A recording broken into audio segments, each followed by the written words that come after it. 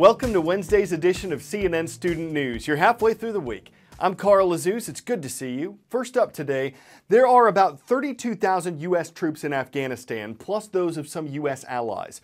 President Obama announced yesterday that almost 10,000 American troops would stay in Afghanistan through next year. Their role is changing, though. The president says the U.S. combat mission ends this year.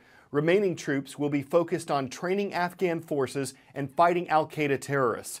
Afghanistan's got to agree to U.S. troops staying, though. Its current president, Hamid Karzai, won't. But the two political candidates competing to succeed him say they will. Some Republican lawmakers say they're glad the U.S. will keep some troops in Afghanistan, but that putting dates on their withdrawal could lead to violence afterward.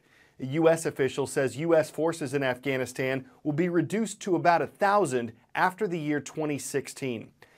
Republican lawmakers are considering significant changes to a child nutrition law passed in 2010.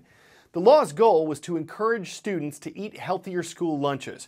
The government required schools to use less sodium in meals, and it required students who qualify for free or reduced price meals, about 30 million students nationwide, to pick up a fruit or vegetable with their lunch.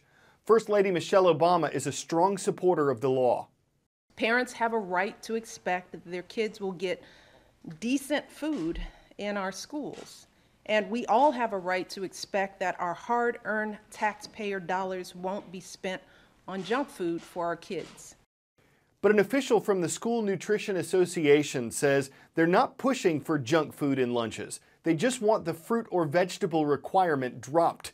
The group says there's a lot of waste from students picking what they have to get the free meal, but then immediately throwing it away. Next story involves planes and law enforcement. Technology that has been around maybe a little after the Wright brothers is combining with camera surveillance technology, and it's giving police an upper hand in tracking some crime suspects.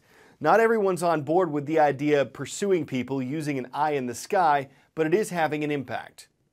From their specially equipped Cessnas, Ross McNutt and his firm, Persistent Surveillance Systems, can monitor large sections of cities. Because they're in the air for hours at a time, they can track back to the moment of a crime and before it. In Juarez, they meet up 3 to 4 times prior to the murder, including one time right outside the murder scene. In the moments afterward, we actually can follow all of the cars, so we're actually going to jump over and follow the car that the shooter got into and see where he goes to. They tie in a Google Earth Street View image to show police the house where the suspect went to hide. McNutt's team helped police make arrests in that shooting. We've actually witnessed 34 murders so far, and we actually have confessions that account for 75. McNutt's team has monitored other high-crime cities, Compton, California, Philadelphia, Baltimore. They can replicate their operations center in Dayton, Ohio, anywhere.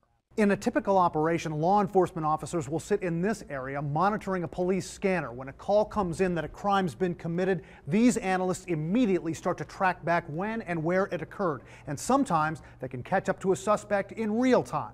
Dayton, 2012. They get word of a burglary, track the suspect in the white truck as he's getting away, and direct police right to him. Dayton's police chief says the technology's helped his depleted force. Allows us to gain data on criminal offenses for which there often are not witnesses, and clearly police officers are not there to prevent. But privacy advocates say this smacks of Big Brother. They might have actually crossed a line. This creates the opportunity after the fact to look at anybody for any reason. We're responding in support of law enforcement to reported crimes only. And McNutt says they closely monitor their own analysts to make sure they're only tracking suspects. Time for the shout out. Who made the first solo flight around the world? If you think you know it, shout it out. Was it Wiley Post, Charles Lindbergh, Eddie Rickenbacker, or Chuck Yeager?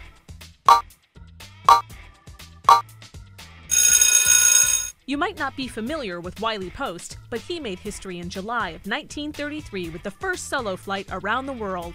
That's your answer, and that's your shout out. That was back in the golden age of aviation, a time period between World Wars I and II when tremendous achievements were made in flight.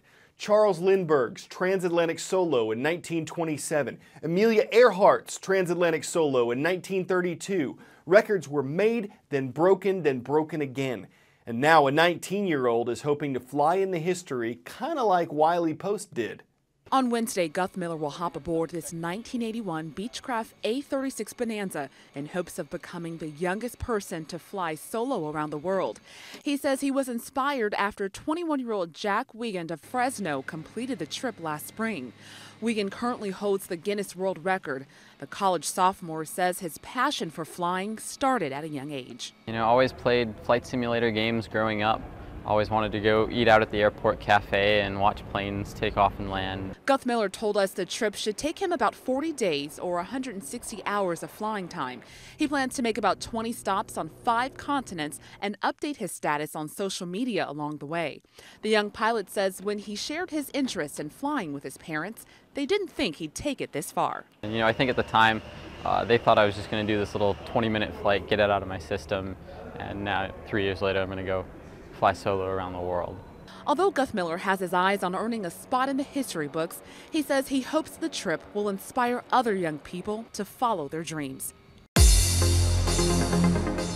Roll call, time to stamp some passports. It's Worldwide Wednesday. Hello to everyone at the AAS Moscow High School. They're watching CNN student news from the Russian capital.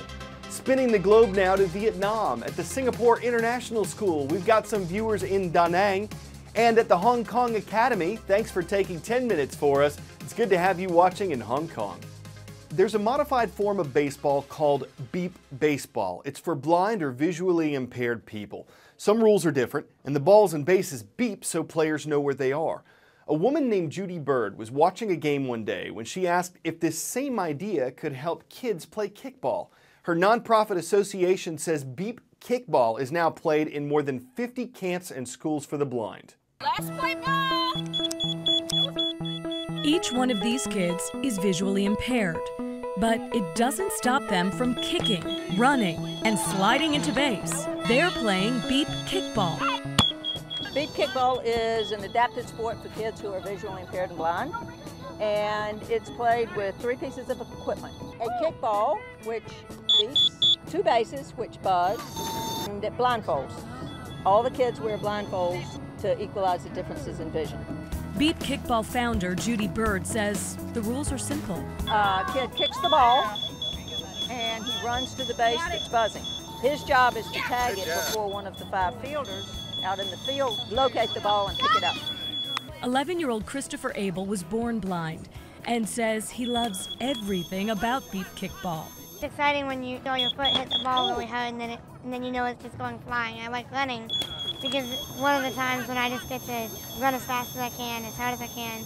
I like tackling the bases because it's just so fun to hit it and knock it over. And I like fielding because it's always just amazing when you pick up the ball and say I got it before the runner can get the base. Coach Melissa Allen says the benefits go beyond the physical. The sport itself, it gives the kids a lot of confidence. A lot of times visually impaired students are not able to play a lot of athletic team sports. For him, it's just the running. It's getting used to, with him being blind, running in an area where he's not going to run into something. He's not going to collide with anybody. He knows he can just run as fast as he wants without worrying about if he's going to hit a wall or trip over something. It's just really exciting, running to the bases, hitting it, knocking it over. It's just, there's nothing bad about it. And for this young team, having fun is exactly what it's all about. For Taylor Crafton, senior prom came and went without her dad. He's in the U.S. Air Force and was deployed to Cuba for months. Graduation also started without him, but it didn't stay that way. Sergeant Chris Crafton was there in more than spirit. He rushed on stage as Taylor was about to receive her diploma. The surprise made the event even more memorable for her whole family.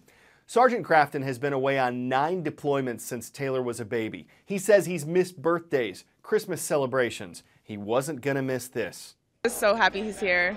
Better than a car, better than anything. So, yeah, that's all I wanted for graduation. So her graduation wasn't too soon for a reunion. Who knew a hug would be part of her walk? It was a great way to commence spending time with her family, and it helps us wrap today's show with a little class. CNN Student News returns tomorrow.